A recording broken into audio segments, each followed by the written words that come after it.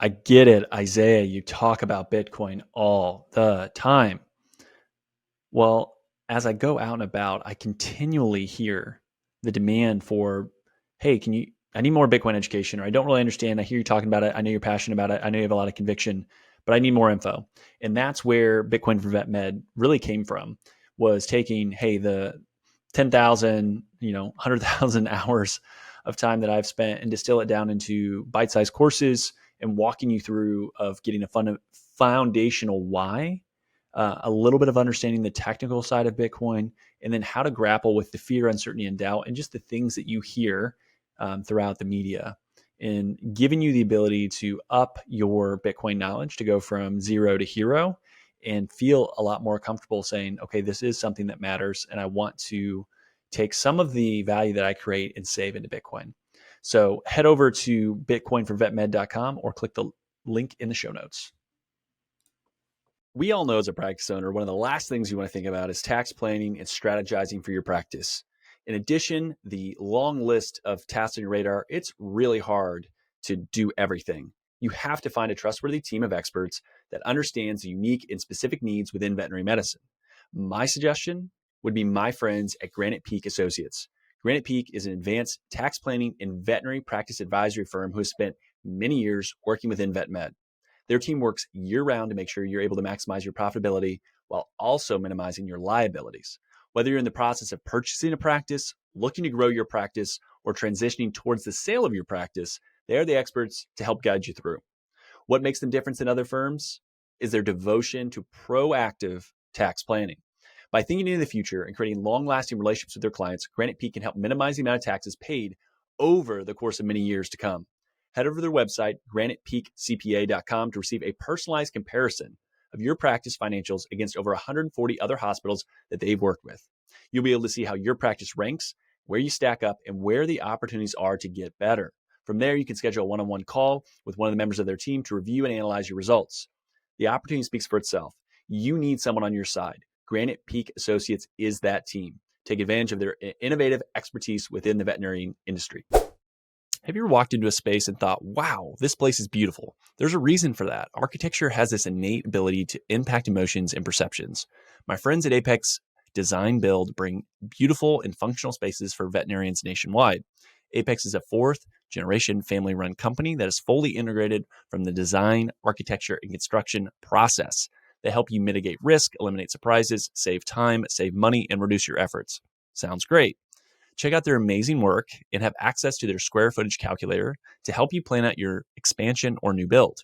Click the link in the show notes for the exclusive offer and learn more about Apex Design Build. All right. Today on the show, I'm joined by a marketing guru, Brandon Breshears. Brandon helps veterinary practice grow through getting better clients. He's a voice of a podcast called the Veterinarian Marketing Podcast, written a ton on the topic of marketing. He's an author. He's also been highly recommended and suggested as a guest that I need to get on the show. And so I'm finally glad that we're getting the ability to record. Brandon, thank you so much for joining me this morning. Thank you so much, Isaiah. It's great to talk with you. I've mentioned I love your podcast. It's fantastic. So I'm very honored to be on it. Yeah, I'm glad. I'm still a little congested, but my voice is coming back. But the good thing is I'm not going to talk nearly as much as you are. So I can kind of, if I need to, cough or take a drink, I'll be good. But you've been putting out a ton of content. You have a really great podcast. It's very niche, and then it's even, deeper into a very specific topic. And that is one that I really like. One thing that you did recently, and I had a couple people ping me like, hey, are you going to do this with your podcast? I wanted to get a little bit of feedback from you, but you did this VetMarketingGuru, and it's like a chat GPT based piece. And I think it's amazing. And again, like I said, I had multiple people send me LinkedIn DMs like, have you seen this? It looks really cool. Talk a little bit about it. What's been the reception and what kind of went into developing that? Yeah. So for those who aren't familiar, GPTs are similar to kind of like apps in the App Store when iPhones came out, right? You had this really cool thing that you could use, but you didn't necessarily have all of the application and uses that you want to use. And so really easy way to think about this is that a GPT is a very specific use case for ChatGPT. And ChatGPT is a great tool, but to get good output, you have to really coach it and tell it what you're looking for, get specific with all of the inputs. And so having a GPT that's veterinary specific, I thought would be really helpful. And so I uploaded all of my content to train it because I have hundreds of episodes of my podcast. And so I just was curious if we could get some really high quality, consistent output without too much input work. And so I think it actually is working really well. It's a GPT that's just focused on veterinary practice marketing. And I continuously am training it to ask questions to make the prompts more specific so that it's not just generic, like unleash the power of your veterinary practice, like, or I think unleash or, similar words are notoriously ChatGPT. But it helps to go through your website, build content and marketing messaging that's in the voice of the content on your site, or you can give it examples of things and it will really put out some high quality ideas that'll help you to get better clients or fill the schedule. I think it's really effective and it doesn't take a lot of coaching to get high quality responses. And so far it's been great. I'm pretty amazed at how many people are using it. It doesn't show exact numbers, but lots of people are using it. And one of the cool things about this too is that you can easily build one for your own practice as well. But the thing that I like is I ask it questions about once a week and say, what kind of things should we add or refine based on the types of prompts that you're getting?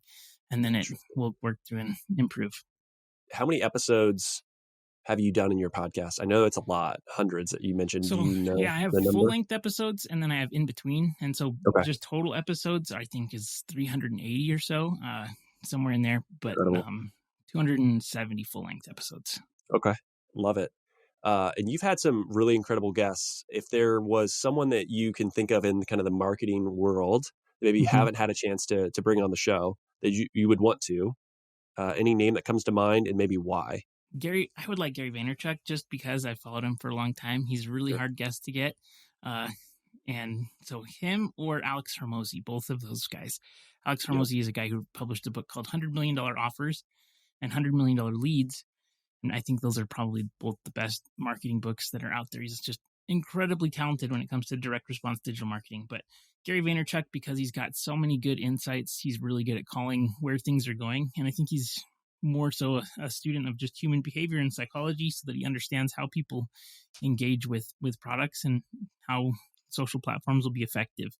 But those two guys would be amazing to have on. Definitely. I had Seth Godin on the podcast and that was like number one. I was so happy to get him on the podcast, but those two guys would be amazing. Definitely. Yeah.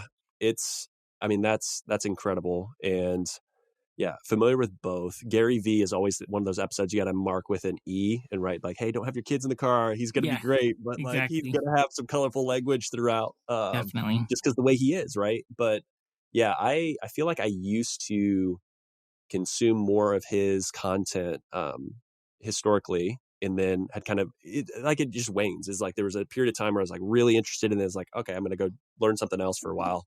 But he does have some really interesting takes on basically like how social networks work, how people are kind of wired, and then what do you think will be the next thing? And he's been really good at kind of, having some predictions and or some foresight on where you should spend your time and energy and dollars as well. So love those. I totally agree. Yeah. I think his concepts and overview is really helpful, but once you get it, it's kind of all the same message. And so it's always cool to revisit and see what he thinks when new stuff's coming out, especially like AI stuff. And so it's been interesting to see his take on that kind of thing. For sure. So you've done a ton of episodes. I've done a lot, not as many as you, but I've noticed there's times where you'll do a podcast and you're like, this topic was incredible. This guest was amazing. There's so many good nuggets. And then you'll be like, it didn't get downloaded maybe as much as I thought. And then there'll be another episode. You're like, hey, that was really good. And it like blows up or pops off a lot more. Is there a topic that you feel like was incredibly interesting to you that maybe didn't see the love from listeners that you would, suggest? And maybe why do you think it was so good or so interesting? So I can think of two guests recently that I had. One whose name was Luria Petrucci. She does live video, and she's an expert in helping to create really high quality live video studios and productions. And I just think that episode, there's so much value in creating live content, and she's just really, really talented, but she's not super well known. But I mean, she does, every major, like Tony Robbins and Dean Graziosi and like huge name content creators use her and coach and consult with her. And so she's really, really an expert, but she just is always kind of behind the scenes. So most people don't know about her. She was really, really insightful. And then also Dennis Yu, who is a guy that was an early engineer for Yahoo and just been in marketing. He helped to launch the Frappuccino was a marketing effort that he had. He just had so much insight also. And so that was also a fantastic episode that's just full of great practical nuggets. So those two things. But topically, I think that I would say that the most kind of underused marketing strategies that I talk about a lot, and I think a lot of people talk about them, but they just don't get used because it takes work, is probably doing retention marketing and managing your own lists. So list building and then marketing to the people who already know, like, and trust you and have already paid you. And those are the people in your veterinary practice that are the biggest missed opportunities, I think, almost universally in veterinary medicine. Do you want to expand a little bit on that? Because I think it's actually really interesting. And you had made a comment, or I saw it somewhere.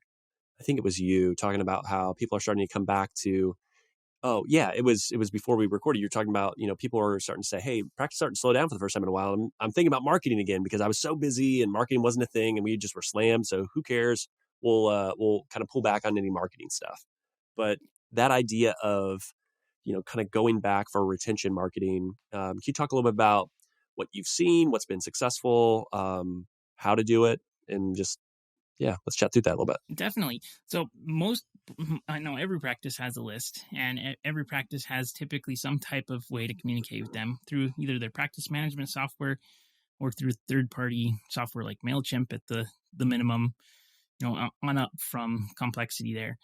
And almost nobody, I would say probably 85 to 87% of practices do not ever send messages to their database, marketing messages anyways, and definitely not content. So you have this really engaged list of people that you have tons of data on, and so you're just letting this sit to the wayside without any kind of production. And when things do get slow, all of a sudden you're trying to figure out what to do, and then you'll be like, well, we should send out an email or we should send out a text message. And at that time, you haven't tested what messages work. You haven't understood how people are going to be, converting in ways that work really well. And then you're also just showing up kind of asking for stuff. And so you're kind of like the friend who only calls when you need to borrow a truck and it's time to move, right? And you're like, oh, this is not going to be good. And should I pick up the phone type of thing? And so I think you have to try to do marketing and marketing in general, whether it's client acquisition strategies, doing social with client acquisition, or retention and re-engagement, but really before you need it, so that you can practice and get good at it, so that when you do have a week that doesn't have your schedule filled, kind of what levers to pull, what calls to action work. Should you segment the list? How frequently should you send things to them? All of these things that you should be testing really before you need it. And I think that's probably the biggest mistake that people make, is that they just wait till they need it, and by that time it's slow. And so I totally understand that when you're busy and you're overwhelmed, you don't want to be doing these types of things. But I think that when you're busy, it's really the best time to focus on high level marketing that's, maybe you're targeting procedures that are more expensive or difficult to convert. And so if you can really get a good grasp on how do we drive more, dental procedures in when we're busy. So we're going to do high-end dental procedures or TPLOs or, whatever it is that you want to be doing. If you can convert more of those people, you'll be able to convert, general wellness far more easily. Yep. Do you see, like, from the content or the messaging within that, you talk about testing like, hey, you know, Dr. Brandon's going to record a video talking about this thing that we want to do more of and like why it's important, and then have some content, or here's a infographic, and just sending that stuff out to stay top of mind and relevant for people that aren't there. Is there anything that you've seen more successful? I love video because it allows you to express who you are, build that relationship. So when they come in and see you, it's natural and it's easier. And especially if you're more than one doctor, it would be great to then have other faces so that, especially if you're the owner, but you have some associates, it's not always you, right? Hey, Yeah. Brandon, I want to see you. It's like, well, Isaiah's over here, newer, still really great. Maybe you can help fill up his schedule and he can do this procedure. But what have you seen from content? And I know it's going to be, it depends. And that's what's so hard about, I think about like my previous role in financial like advising.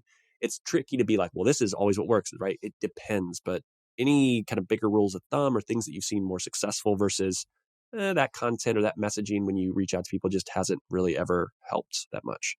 So I'd say the more that you do of anything, the better you're going to be at it, obviously, right? Yep. And so that's number one. If you haven't created content before, you just have to start so that you can understand what works, really get kind of a benchmark for engagement and things. But I think that in general, for veterinary practices, everybody tends to go and lean more on the educational side because that's the background of everybody. And so educational is great, but it's typically boring. And so, I mean, the internet's full of information. There's unlimited, untapped information out there. And so you're not really providing value just by throwing information at people. And so educating is the word that people like to use, but I think you need to really try to not necessarily convince, but persuade people to the way that you would like them to be, whether it's you want to provide a high quality, high standard of care. And so in order to do that, you have to get compliance. And so, giving people more information isn't going to help them to make a decision. You have to help them understand that they have a problem, that you understand their problem and can help fix it. And practicing through content and communication is, I think, really important. And, giving people all the information doesn't mean that they're going to make the right decision necessarily, or that they even care. And so you want to really try to be persuasive. And again, it's not convincing, but I think, especially with content that you want to convert, and I'd say probably most people listening, they'll say, I've created content and it doesn't drive any appointments in. And chances are you're just spouting out more information. So I think that if you can be more effective in providing context in terms of, here's why this is so important for you, and this is the types of benefits that you're going to get out of this, and then deliver on those benefits in the content, you're going to have a lot better chance at getting people to follow your recommendations and take your advice. It leads to, again, something I saw you post on LinkedIn, which is interesting because I've said the exact opposite of this multiple times, and I wanted to ask you about it, which is this idea of content is not king. And does it kind of go back to what you just mentioned there, where it's the context and just being able to explain why they need these things versus just creating all this educational stuff? Like, hey, I got a bunch of stuff, but it's kind of shouting into the void versus being like, create a couple things that are really successful. Versus more. But just wanted to understand, that was my take on it, but I just wanted to ask you about it because I think that's interesting. Yeah, I think it's tough because you have to get to a point where you're good at creating content, right? And well, you don't have to, but it's more effective if you are. And so in order to get there, you have to just produce a lot because it's like learning anything. I think people kind of think it's easy for the most part just because they see other people do it and they don't realize what goes into it. And I don't think I'm an expert content creator. I'm just kind of making what I want to make. So I'm not necessarily the best example of that. I'm just like, I'm going to start making it. But it's taken me 10 years of creating content to build an audience. And if I was more effective at creating content, it would have been a lot shorter. Sure. And so I just didn't quit on it, which is, I think, important to do. But I think that there's just so much content out there, and especially with AI tools, it's becoming ever more, this is just easier to make higher and higher quality content. So since there's just more volume and it's not going to slow down, it's only going to increase dramatically, you have to give some kind of unique perspective. You have to entertain or inform, provide insights. And people want insights. They don't want information. So help them get to the place where they want to be, right? And I think really that's where veterinarians fall short, especially in their messaging in general, is they just talk about features with their practice and information. And so they'll say things like, we've been open since 1992 and we went to this school and we've been doing this, right? You're talking about all of the things that you've done that really don't make you any different from other practices. And most practices, especially with their websites, you could take all of their content and just copy and paste it onto their competitor's site, change the names, and it would just totally work and be exactly the same. And so the context for what do you believe, why do you believe it, and how are you trying to help them, where are you trying to help them get when, depending on how you're practicing. And I think it's just really important to help people understand where they're going to get by basically following your content, taking your advice, and not just being so generic. And I think that's the major problem, is that almost all of the veterinary content that I see is just very generic. And if you could take it and place it on another practice's page, it's just not really doing anything for you. And that's probably why it's not converting. Do you feel like people feel like it's hard to be unique because you're going to turn some people off? And if I say what I actually believe on certain things, then it's going to be difficult for me to attract people. And it's this idea of almost like scarcity versus abundance of, if you kind of talk to your folks, they're going to come find you versus, have to work with everybody type thing. Yeah, I totally agree. And I don't think you have to, if you're looking to perform like really in-depth, high quality care, like there's some practices that I work with that they really want to have a personal relationship, and they don't want every single client because they want to spend time. And it's not just like, drop them off and we'll see you later, we'll be ready in 30 minutes type of a thing. But they really want to partner with you and make sure that your pet is healthy. And so they really don't want everybody. And it's okay to not, say, hey, we're going to create content that is not going to appeal to everybody. I think if you're taking the time to produce something, or you're taking the time to create ads and target people, or, any marketing activity that takes time, which is a limited resource, I think you should be very, very choosy on who you're trying to attract and try to repel people that would not be a good fit. But I think you'll be far more effective if you try to make something for everybody. It generally doesn't attract anyone at all. Yep. Speaking.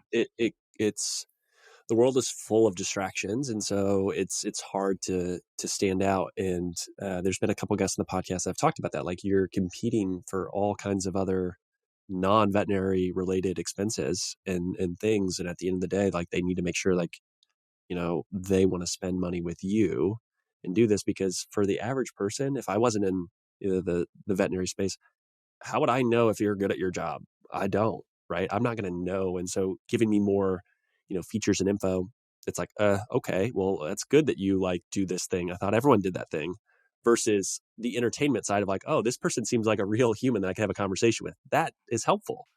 And it's part of the, I had this conversation recently where it's like the folks that are selected for vet school, are we trying to select the best vet students? Or are we trying to select the best veterinarians in the future, right? That can go out and provide care and connect with the people that have these pets, right? And there's going to be certain kinds of veterinarians are going to go in clinical and they'll never practice a day of, the traditional model ever. And that's great. And there's going to be certain people that are more academic based, but for the vast majority, they're going to go out and serve in their communities. And it's like, you want to make sure, can they do that? And are they able to have those conversations? So I wanted to ask you on the client acquisition piece, and you talked about social.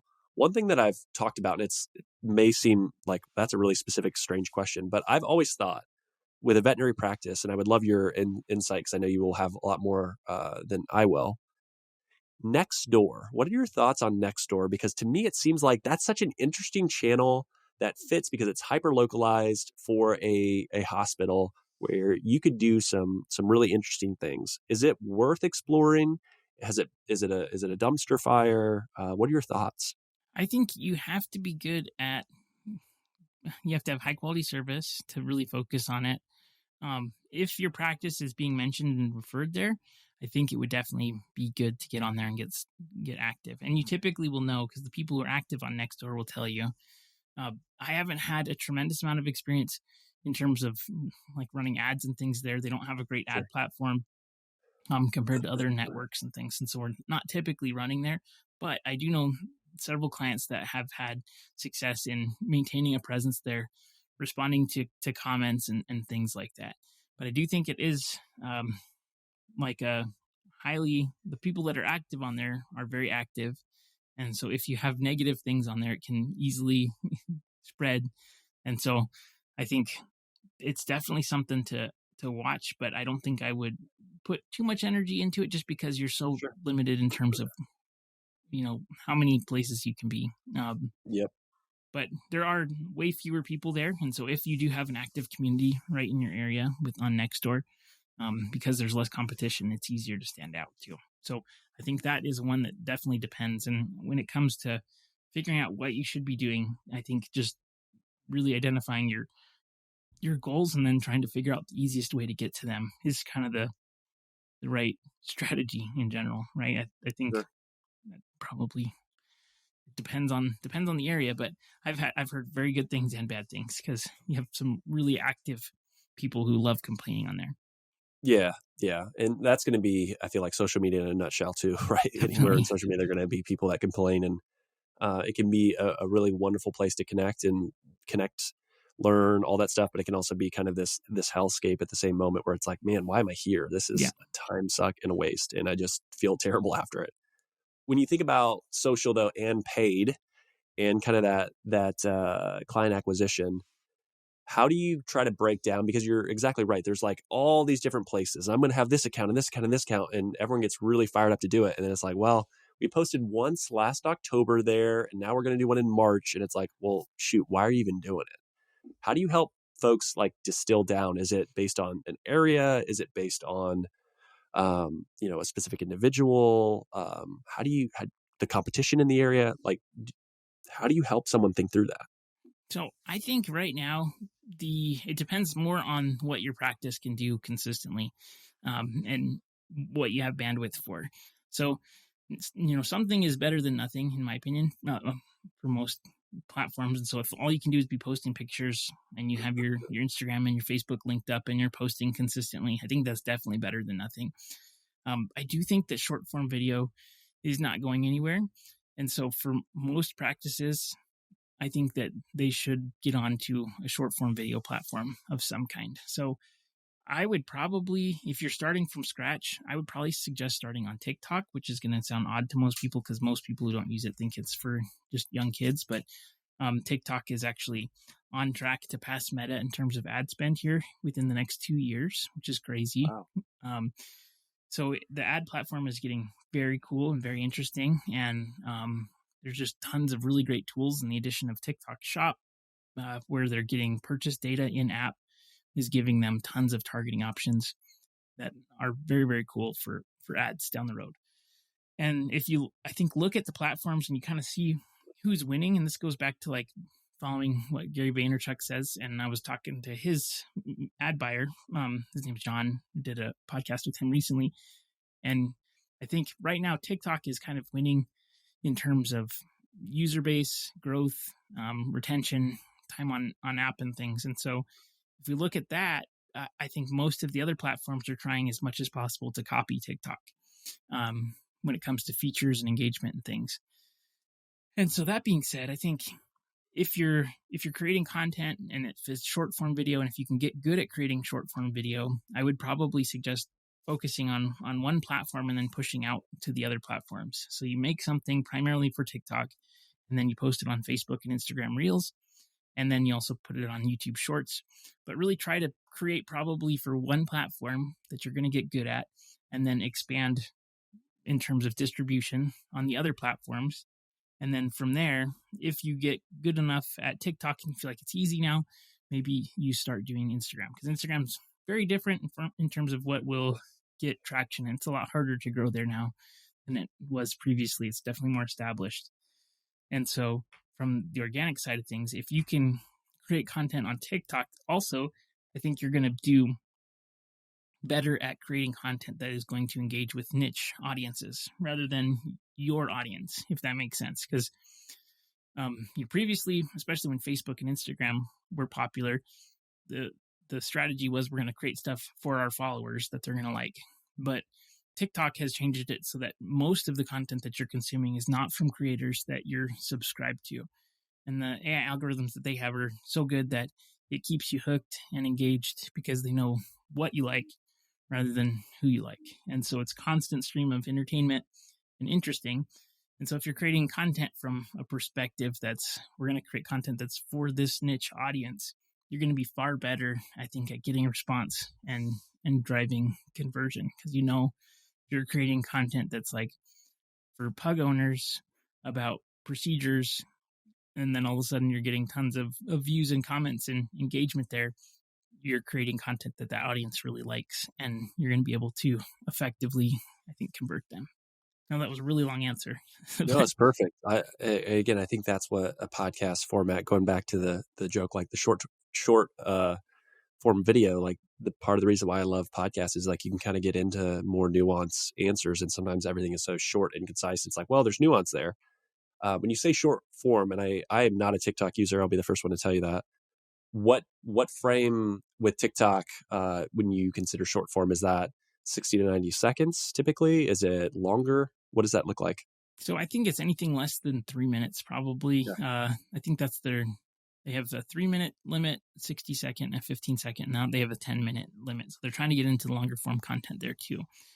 And looking at their fund that they use with creators, they're only monetizing the longer videos now, which is interesting. So they're definitely pushing for that longer form there. I'm going to be interested to see if it does capture people's attention and things and how that changes it.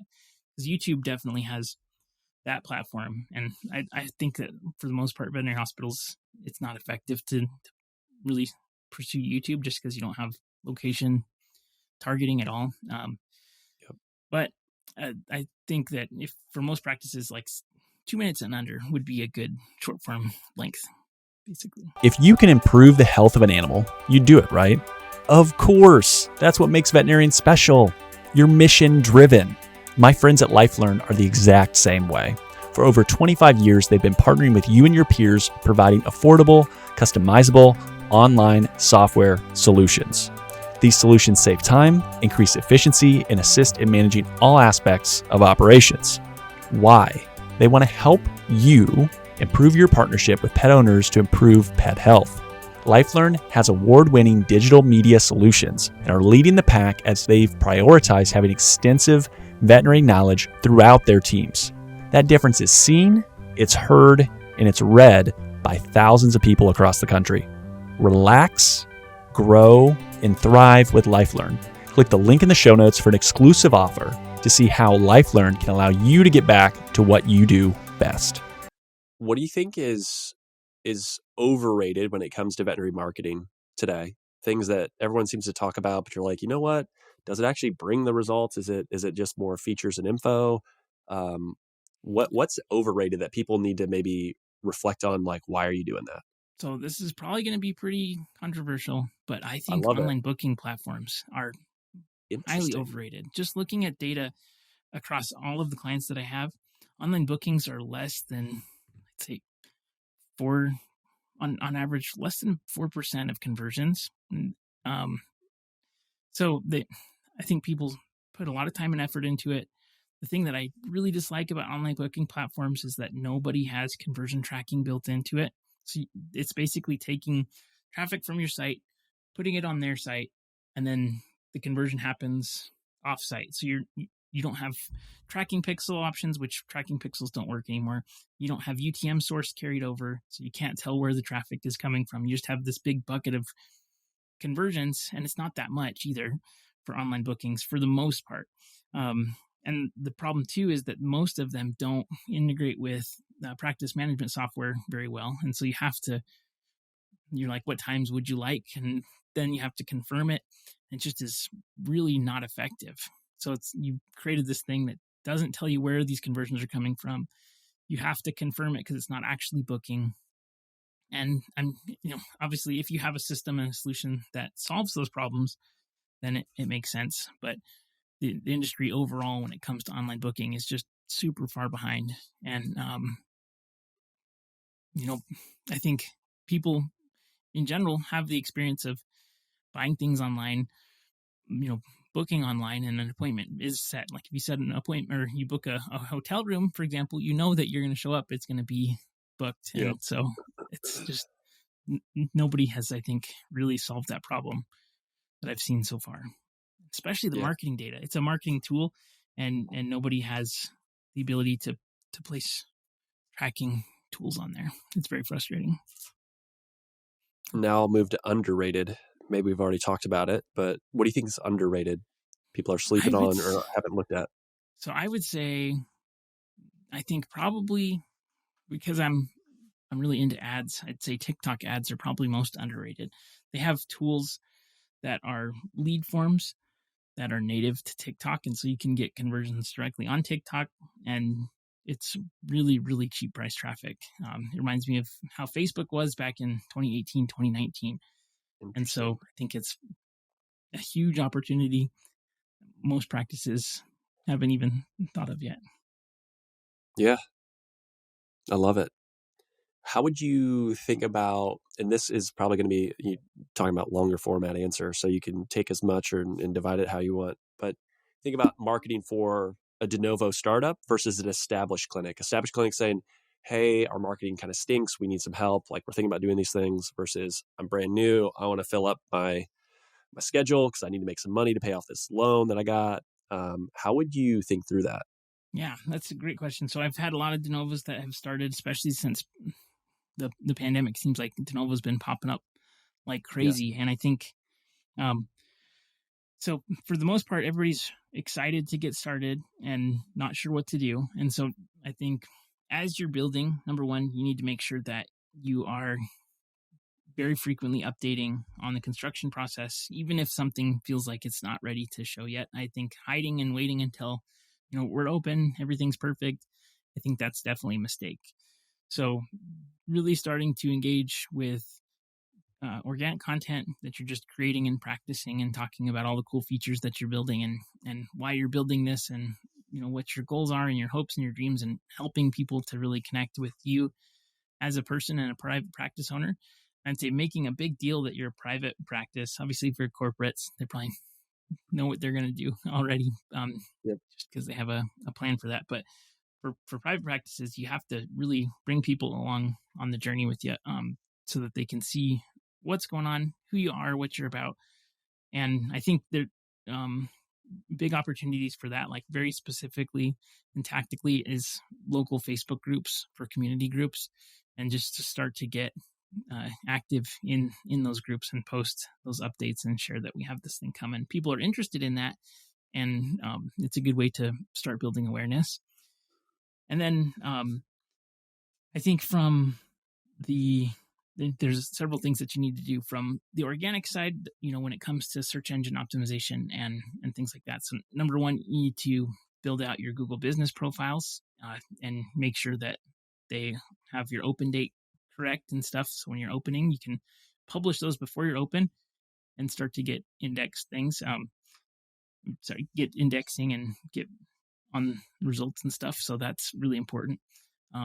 There's a lot of good SEO that you can do in terms of competitive analysis, especially for Google My Business. I think especially primarily Google My Business is far more important than your website SEO, just because I've been also looking at website SEO, and it is such a small percentage of conversions that come from website. I think the majority of your conversions, regardless of how much you're spending on ads and things, are going to be coming primarily through your Google My Business listing, which is super strange. But for all of the practices that I've seen, it's overwhelmingly Google My Business driving conversions.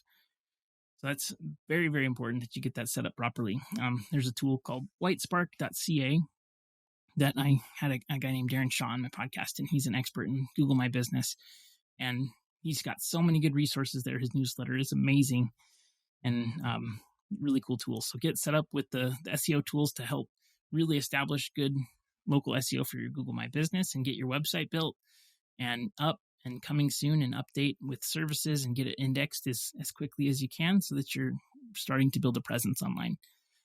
It's very, very important. So then I think from a launch standpoint, what I typically suggest clients do is that, typically 3 to 4 weeks before we start campaigns on Facebook for either grand opening events or an opening special. But basically, as soon as you can start booking appointments, you start running ads on Facebook and Instagram, or TikTok, depending on where you're going to be creating content primarily. But with that, you're going to be able to start filling appointments and getting people who are interested. And if you can have some kind of an offer tied to that, that's going to be enticing, that's better. But sometimes, especially in the past, just being open and having availability and accepting new patients has been enough to get people excited to book appointments. But I think for a lot of places in the country, that's changed so that you'd want to have some kind of a grand opening special to make it super attractive to get new clients to give you a try, type of a thing. So that's on Facebook and Instagram. And then once you're getting closer to opening, and that's typically maybe 2 or 3 days before opening, you start running ads on Google so that you can start booking appointments. But with Google Ads, it's a lot more quick in terms of if somebody's searching for like vet near me or vet open now or vet with walk-in appointments or, things like that where people want something right away, you have to be able to fulfill it. Otherwise, it's just wasted traffic. So from the Novo side, you kind of ramp up and bring people along, build the audience as you're going. And then once you're open, really start to spend in terms of Google Ads that are going to drive transactional search in the door. So people that want and need what you have and that are actively looking for it. So that's, I think, very, very important. And then you just basically tailor the ads and things to what you're seeing working and, improve and optimize as you go. And so that's the de novo side and been pretty successful, definitely.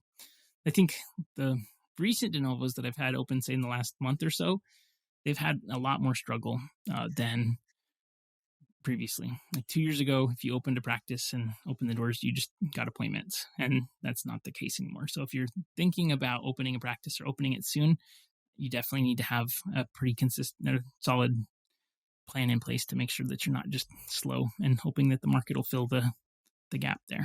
Definitely. Yep. But for an established practice, I think it depends on, you have to take a look at your schedule. If your schedule's open and you don't like how many openings that you have, number one is go after the current client retention tools like email marketing. Text message marketing is really, really effective.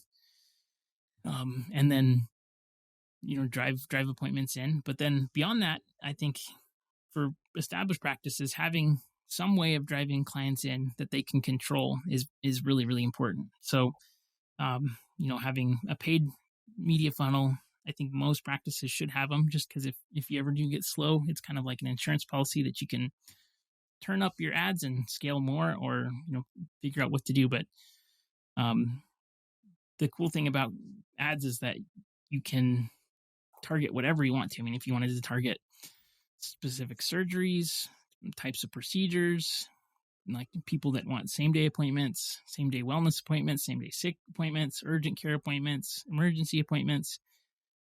You can get people searching for mast cell tumor treatments and lymphoma treatments for dogs. And I mean, the list goes on as specific as you want to get. And so really choosing who you want to be serving and then how you're going to provide value to them, and then just show up in front of their search. I think that's a fairly straightforward and easy way to get new clients in the door and kind of control the growth more. Yeah. Do you want to talk a little bit about text message marketing? Because I feel like some people might feel like that's annoying, intrusive, like people are going to hate it. They're going to get mad at me. What have you seen, and can you put some context around that? Because I do think that's super interesting, because everyone knows like these things are like glued to our hands. So you would think that would be a great way to connect. I think that text message marketing is more important than ever too, because of all of the changes that are coming to the Google deliverability that's rolling out in April. So Google's updating a lot of spam settings within their Gmail app. And so it's getting more and more difficult to show up in the non-spam section. And then also, I think with all of the AI tools that are coming out for managing emails and stuff, it's going to be difficult to cut through the noise if you're not providing value and insight on email. And so I would say that texting is more attractive because people, open rates are still above 90% for the most part when you send out text broadcasts, kind of regardless of the industry, or as long as people are legitimately giving their actual phone number, you're going to have a very, very high open rate. And so with that, you have to be careful not to abuse that permission and show up and provide kind of what people are looking for. And so it all depends on the how you present and what you're going to be doing, right? So setting up that expectation of, here's what this text message list is for. Here's what we're going to be doing with it. And if you'd like to receive these messages, be sure to opt into it. So it's totally appropriate if you're telling people, hey, we're sending out offers once a week for special events and openings that we have. If you'd like to receive those, let us know, but it's going to be once a week. And, that way they know exactly what they're getting into and they're asking for it. So just being upfront. But if you just have a list of your patients and then you're like, hey, let's export this and start blasting them, you're probably going to have a high opt-out rate. Because you didn't ask for permission, you didn't set context for what's going to be going, and the expectation is that they won't be receiving 5 text messages a week. So you have to make sure that you're landing on the right offer, and if you can do segmentation within your list, I think that's even better. So you make it relevant, and there definitely are people who want to know kind of what's going on with your practice and what cool things you have. Like I'm thinking, one of my friends, Dr. Cody Creelman, who's on your podcast too, he has like late night hours on Mondays at his Beltline location. He has special events during the week and special days during the week, cat only days and stuff. And so if he sends out a broadcast that just is like, hey, we've got all these cool things going on, I think that's a really good context. Like, here's all the benefits that we're offering you and additional things, but at the same time, it's directly linked to an offer that'll drive more appointments in. Things like that. But texting is definitely underused. And I know that there's a lot of veterinary medicine specific tools for that. There's also just a lot of general tools that are really effective. Like Twilio is a great one. Twilio is like MailChimp, but for texting. You can set up campaigns and import people. And so it's very effective. I love it. Yeah. I think the part that you talked about of like setting the expectation that you're going to get this stuff and letting them opt in is huge. Yeah. So, because I think of like, hey, it's 2024, you get like these random election or political things. I'm like, how the heck did I get this? This is so annoying. Yeah. Right now, I know any sort of veterinary clinic is not going to be as annoying as that, but it could be the similar reaction. So you don't want that, and you want to make sure that people aren't, then going to complain about you and or not want to come because your text messages are annoying. I like the idea of offer. I was going to ask you like, hey, what's a good offer? I think the Creelman example is a great one. Some people might be like, well, hey, I'm not like Cody. I don't have all these extra special things. What should I do? You can be creative there and kind of continue to share and or have just things that are going on, right? So I wanted to ask on and more kind of just a broad area to let you kind of just kind of go into anything that was top of mind, but whether it's kind of the paid media funnel idea, whether it's kind of other SEO, social, what haven't I asked about that you feel like really is top of mind for you, or something that you'd want to share or go into?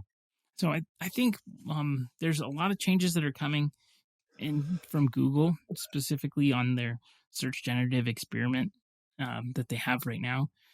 And so Google is going to be rolling out their own version of AI into search results here in Q2 or Q3 this year. And I think that's going to have a tremendous impact that most practices aren't expecting or even aware of.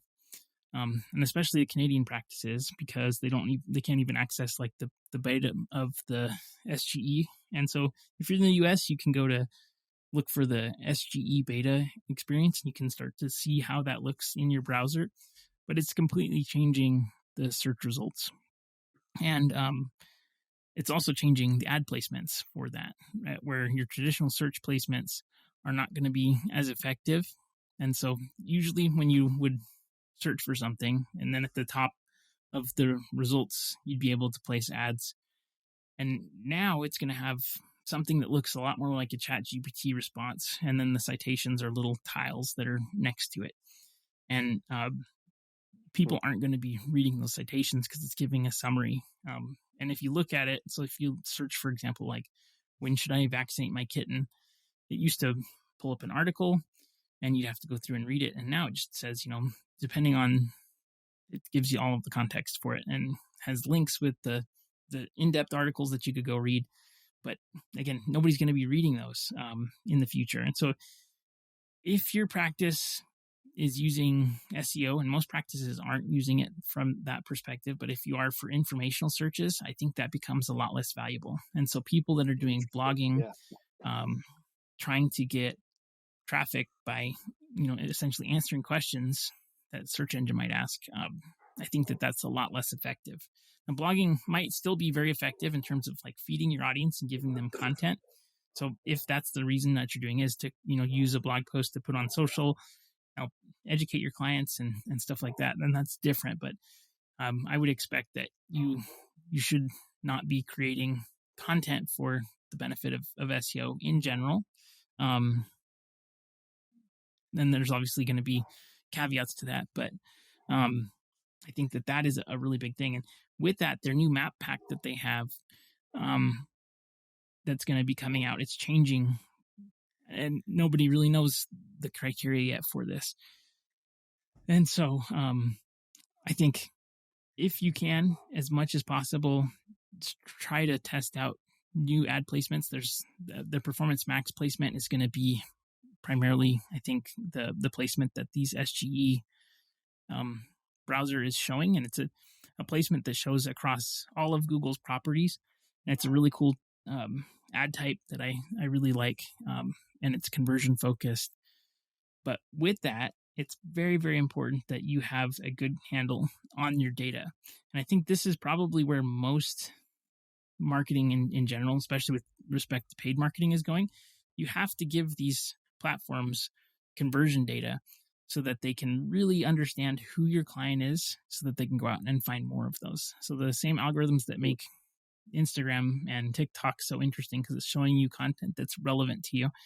The ad platforms use the same, but you have to give them conversion data in order to let them go out and find you more clients. And so advertising and ad buying is becoming more and more just data management, where we're really having to focus on getting good conversion data to these platforms so that they can then go out and find the right demographic of people to show your ads to. And I can't understate how important that is, because it's just so important.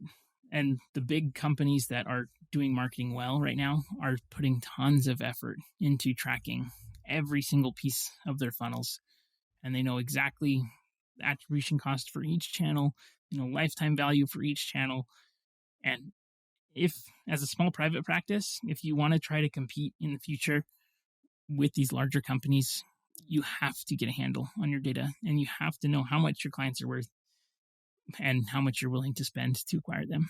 Because all of your competitors that are big and sophisticated are doing that at scale, and they're going to just demolish you because they know how much they can spend. And so they're not hoping or guessing, which I think a lot of practices are right now. For sure. Yeah. That's fascinating to hear about some of those changes. And again, things that I'm unaware of. But I think that idea of, and again, I don't think in vet med, the blogging piece is probably as impactful, but I go back to other businesses or other company types that have used that for a lot of years, right? Like, oh, they'll find us through this and then they'll search, and like, that's all going to go away. It's like, you have to kind of evolve, and that's the key thing. So love it. As we wind down, I always let guests kind of ask me a question. And before we click record, I was like, hey, I don't know if I told you this, but I know you've listened to the show and you had something you wanted to run by me. So I'm all ears on what your question is. Very cool. So I would love to know what you think. I know you're a huge fan of Bitcoin, obviously. Yep.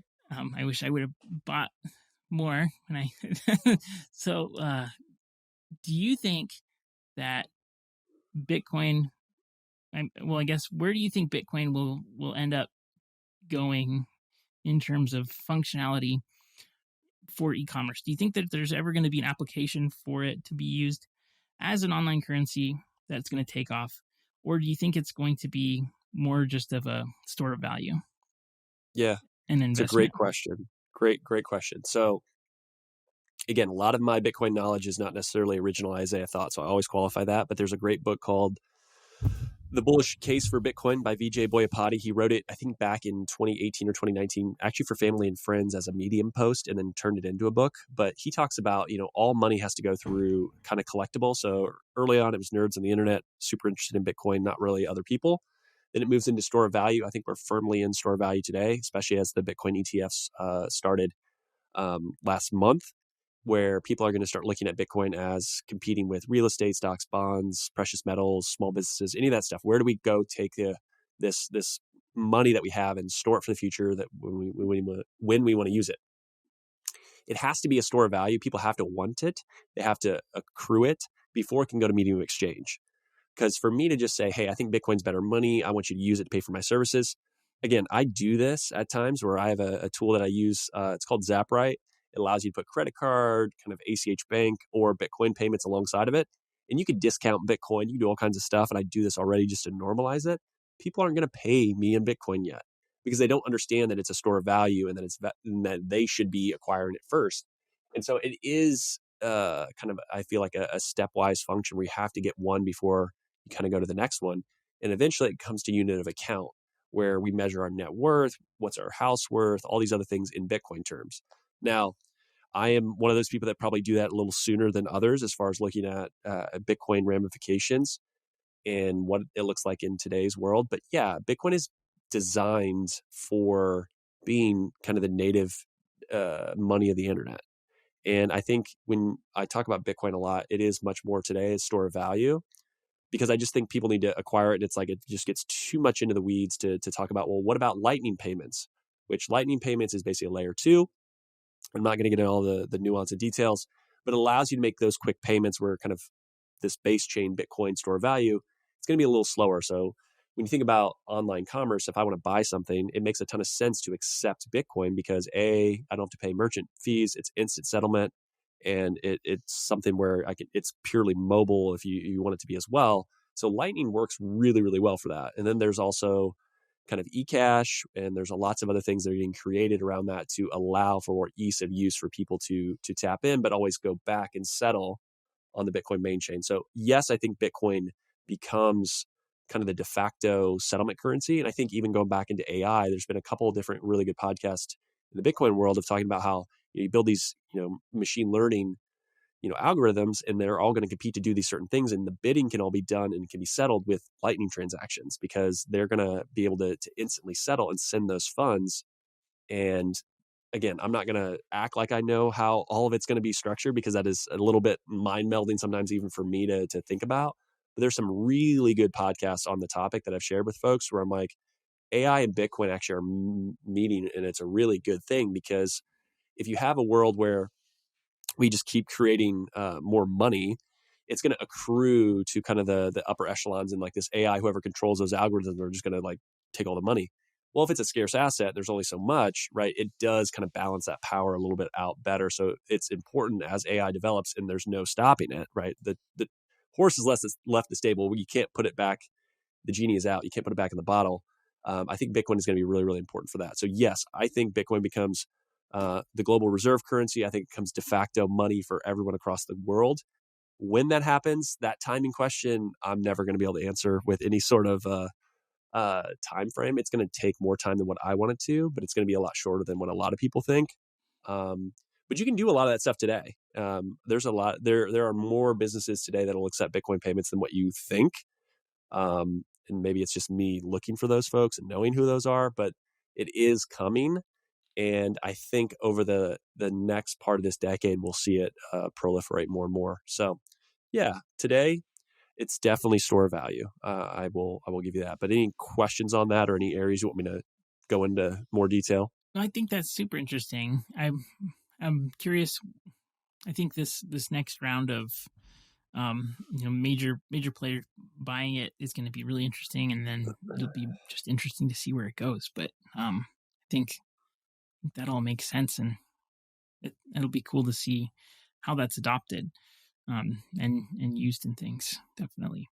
Yeah. I think incentives drive the world. So I think if the incentive is I can pay someone directly, they can lower their cost, all these other, like it just makes sense to adapt that. And I do think it is a major improvement, but I'm always biased and I always qualify that there's reasons why. So yeah, absolutely. Well, like the last question that I have for you, which is something that everybody asks me and I'm not qualified to say, but people say all the time, it's without hesitation, they say, how much should I have for a budget for my veterinary practice for ads? And they usually want me to give them a percentage of revenue.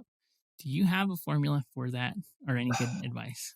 I always say, how much you got? I'm just kidding. When I say, yeah, well, whatever you think it is, double it. No, I would say it's going to be a lot higher, especially going back to like kind of that de novo versus established. I think an established clinic should be doing at least 5%.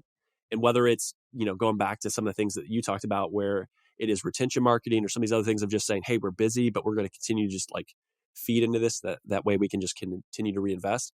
I also think marketing for an established clinic can also be one of those things to recruit talent to you. And I've seen that be super successful, right?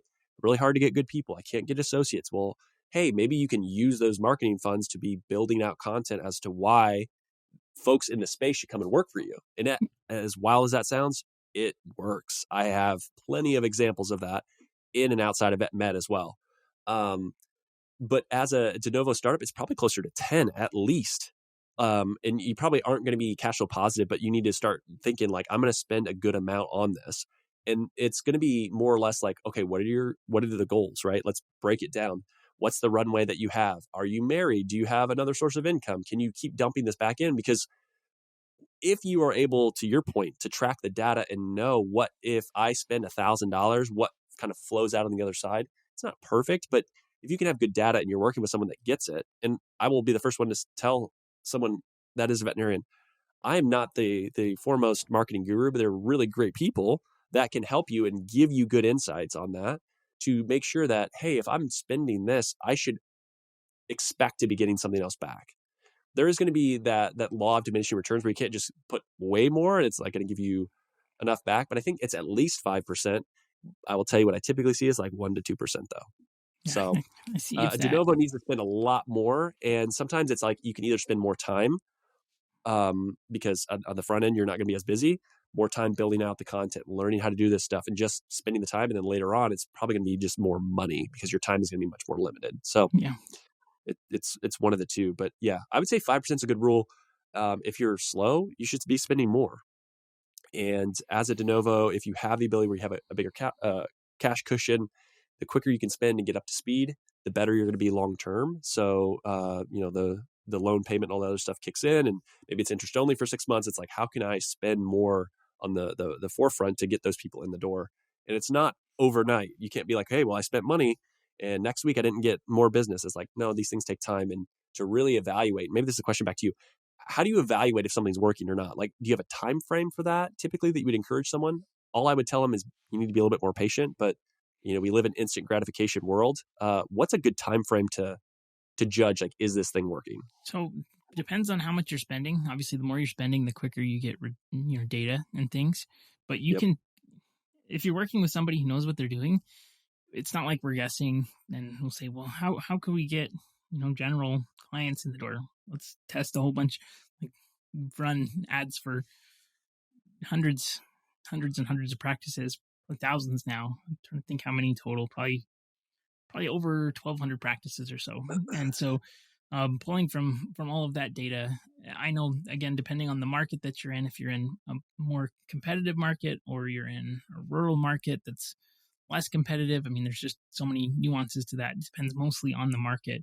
It's going to determine how much your cost per acquisition for new client is. But I think generally right now, most practices could be acquiring clients on Google for between $25 and $45 on the front end without any discount offers. And so you kind of have to figure out how many clients you need per day and multiply that by that number. And obviously, the better the offer that you're going to do, which means you're probably collecting less revenue on the front end, the cheaper your acquisition is going to be. So if you're doing a free first visit, probably going to have a better conversion rate. You're probably not going to, have as much revenue on the front end. And so it depends on those types of factors, but you should be able to see very quickly if you're running paid ads, an increase in lift in calls and appointments. And because it's like a faucet that you can turn on and off. With SEO and some of these organic strategies, it takes longer because you're waiting on Google to index. And if you're doing awareness type marketing, it takes longer because you have to, basically stay in front of people until they're ready.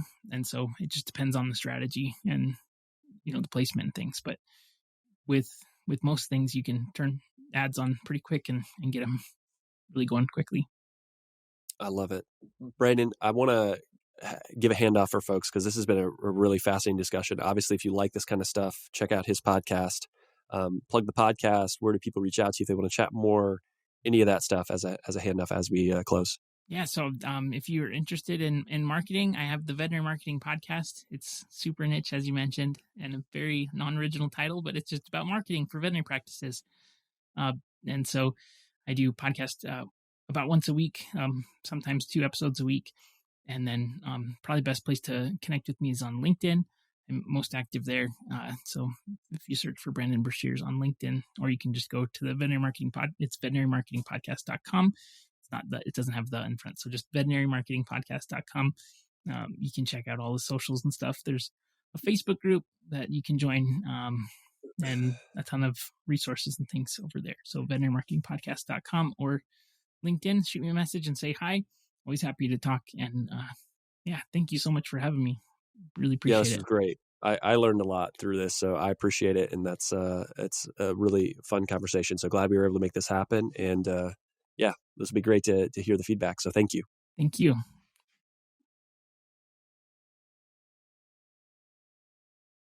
Finding a job or finding a veterinarian shouldn't be a waste of time. Enter an Offer First. Paul Diaz and team have created something really special with Offer First. Some of my favorite reasons are as follows. Candidates and employers will both have values aligned on the first step, not the last. The sign-up process quick and simple, no resume required. So if you're looking for a job but you aren't really sure, it's as easy as scrolling on Zillow for a home. And finally, if you have a great match, it's based on your each unique requirements, not random keywords. If you want to learn more, listen to episode 179 with Paul Diaz. We cover all of that. The other exclusive great thing that you're going to get from this ad read and from Paul is I convinced him to give an exclusive discount to listeners of this podcast.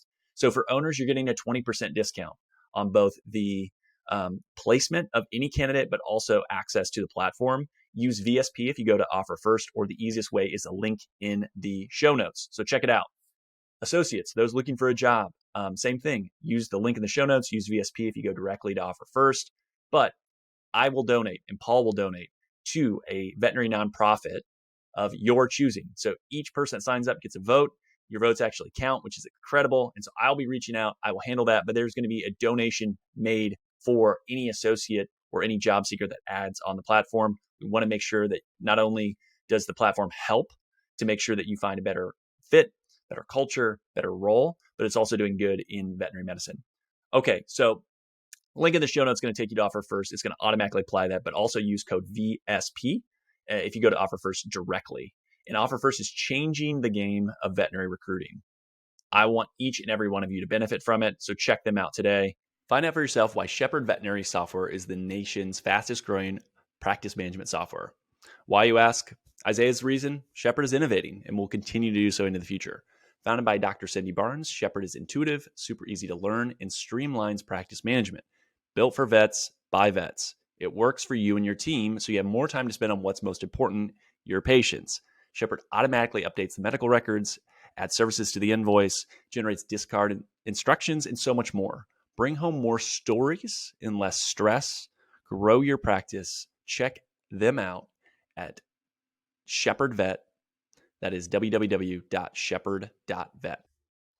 All right, so there are a lot of great job postings that I want to get to. And so we're going to start off with Bayside Hospital for Animals. Great work-life balance in beautiful Fort Walton Beach, Florida. No weekends, Monday to Friday, 8 to 5, no on-call or emergencies. It's an appointment only here. Currently a 2.5 doctor practice, new owner in 2021, bringing some fresh life into the hospital. The new owner had been there for 6 years prior working, so definitely understands the team, the processes, and the community. Lots of investment in people and new equipment. ProSal is the pay structure. Far too many benefits for me to list. Email BaysideVet251 at Yahoo or call 850-864-1857.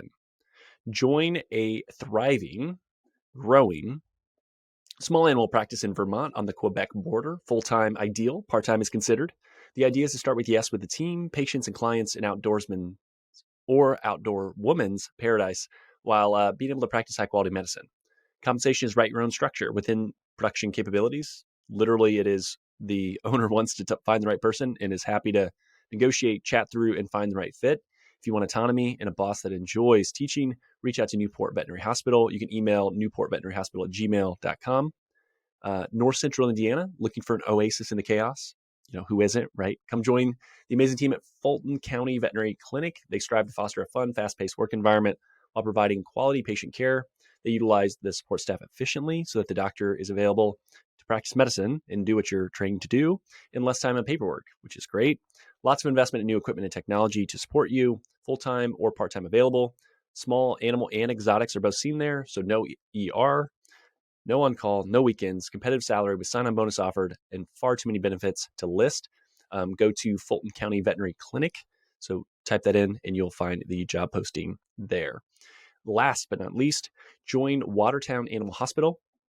Personable, small animal veterinarian wanted for well-established current 5-doctor mixed animal practice in northern New York, which is an outdoors person's paradise. Again, 2 of those. So if you like the outdoors, you can look at Vermont or New York. They have plenty of support staff with 6 CSRs, 6 licensed technicians, 4 animal caretakers, 2 technical assistants, a hospital assistant, a practice manager, and a bookkeeper. Focuses on mentorship and investment on the people and the technology. That's been a strategic initiative by the leadership team.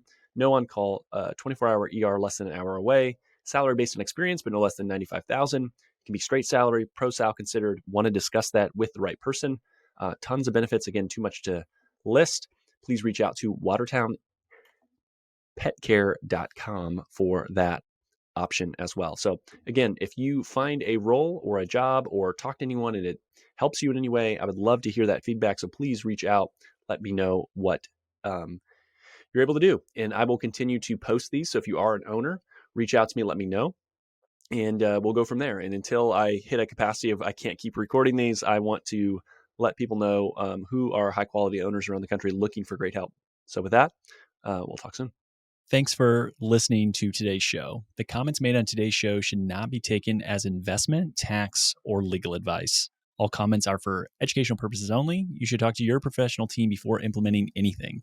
If you want or need financial advice, my day job when not podcasting is helping veterinarians grow their net worth. Our team is taking new clients, and we are ready to talk to you at any stage of life. Come as you are. I always say, bring the mess, right? Like if things are unorganized, that's okay. There's no prerequisites to become a client. Isaiah Douglas is a partner at Vincier Wealth Management. Isaiah is a registered investment advisor, registered with the SEC.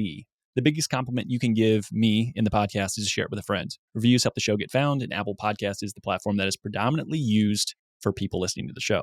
If you have 3 minutes, love the show, head over to Apple Podcasts, give us an honest rating and review. It helps more people find the show. Also, the new YouTube channel is up, and I'd love to have you subscribe. Vainly, I want 100 subscribers at least. Lots more, obviously, right? But I get a vanity URL if we get to 100. That would be great. It makes it easier to find the YouTube channel as well. For all of today's links, information, head over to the veterinariansuccesspodcast.com. There you can subscribe to your favorite podcasting platform. It'll be a link to that YouTube channel I just talked about. You won't miss any other episodes, whether you listen on Spotify, whether you have some other ancillary podcast platform. Please like, subscribe, all that stuff. It certainly does help. I appreciate it. Finally, if you want more information, insights, want your voice to be heard, want to share ideas for content, say, hey, Isaiah, I want you to have this guest. I want you to talk about this topic. Go over to the Facebook group. So you can search for the Veterinarian Success Podcast on Facebook or head over to veterinariansuccesspodcast.com, scroll to the bottom about your host, click on the Facebook icon, and that'll get you in the group. But thank you so much for listening. It means a lot to me to be able to see the podcast grow and continue to impact people. So with that, until next time, we'll chat soon.